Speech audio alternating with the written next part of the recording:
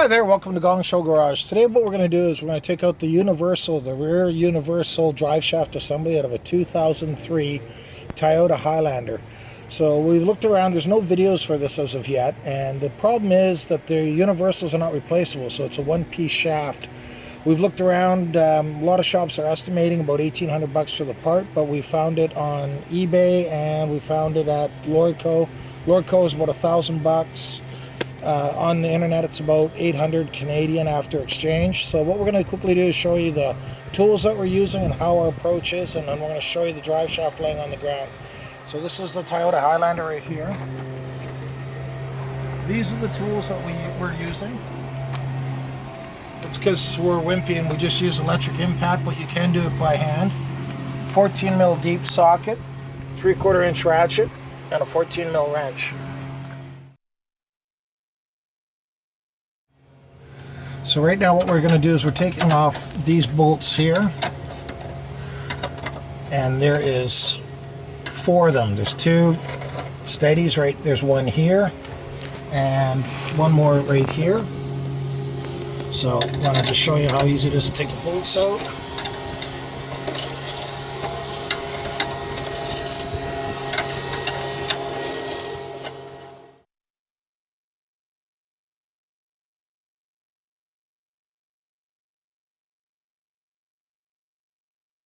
Now what we're doing is we're taking off the back ones. We got the wrench on the back, and we're just using take out the bolts. Now we're going to show you when we get out from underneath the vehicle. We have it in neutral so we can spin it. We have all 4 tires off the ground, and we just spin it around and do each bolt. So we're going to come back to when we got all 4 of these bolts out and the 4 bolts on the steady bearings, and we'll show you what the drive shaft looks like laying on the ground. We are going to stick a screwdriver in about here just to pry it away from here and pop it off, but that's as simple as it is. You just pop it off of here, drop the 2 steady bearings, and out it comes. So we're going to come back to that as soon as we got these bolts out.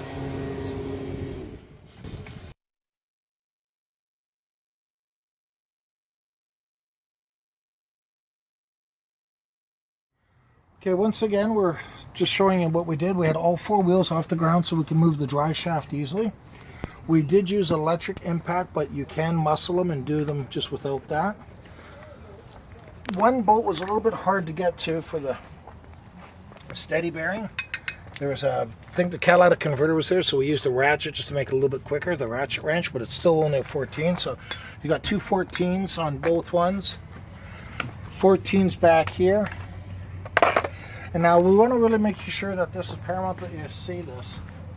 The bolts for the front steady bearing, and now we have them laying on the hood to represent which ones. Those came off the front steady bearing, those came off the back one. So when you're doing this, make sure that you don't get those confused. Those are the front, those are the second set there. The 4 ones in the back are all identical. And they're all nut and bolt. And they're 14 nut on the back as well as 14 bolt. So they're all identical, and to get it off the spline on the back, all we did is we put the screwdriver here and just banged. Once we got the 4 bolts out, the whole shaft draped, and as the shaft was draping, it just slid out of the back of the transmission. So it was that simple. Now what I really want to show you here is you can see the marks on the yoke where it was hitting, and you can see how loose that is, and it was leaving marks actually on the yokes.